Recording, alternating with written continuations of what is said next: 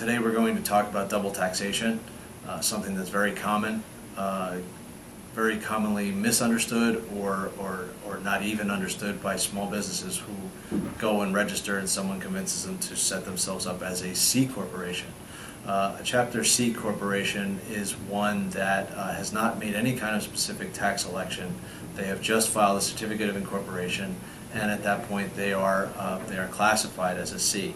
And what that means is they are going to pay tax to the U.S. government and their state governments on the basis of the profits of the corporation.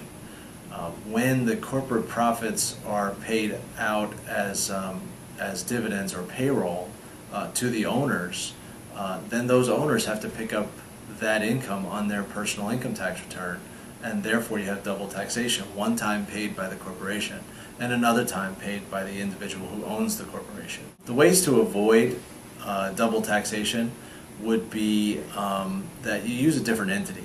C corporation is not necessarily the ideal entity for a small business. There are ways to use C corporations, but the thing that people forget is that if you're in a growth mode and you're trying to grow a business, which a lot of startups and tech startups are trying to bring in money and grow, the problem is what happens when you're a C corporation and you eventually sell the assets of your company. If you sell the assets, it's capital gain, which is going to be taxed at the C corp level. And then when you take the money out, you're going to get taxed again. So I never feel like I should be talking C corp to a newly formed business, and we should be talking about other entity options which would avoid the double taxation issue.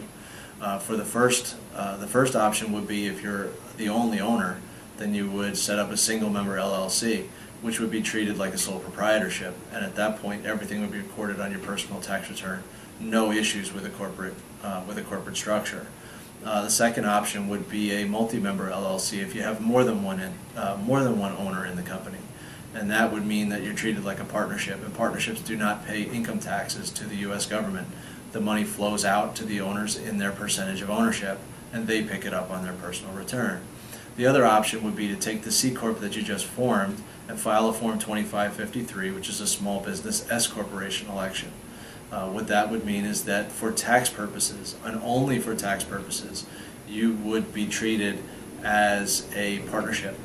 S corp rules are slightly different than partnerships, but as far as tax flow-through goes, the partnership, the S corp's income gets flowed out to the individuals in their percentage of ownership, so that the individuals pay tax on it, but then the S corporation pays no corporate income tax.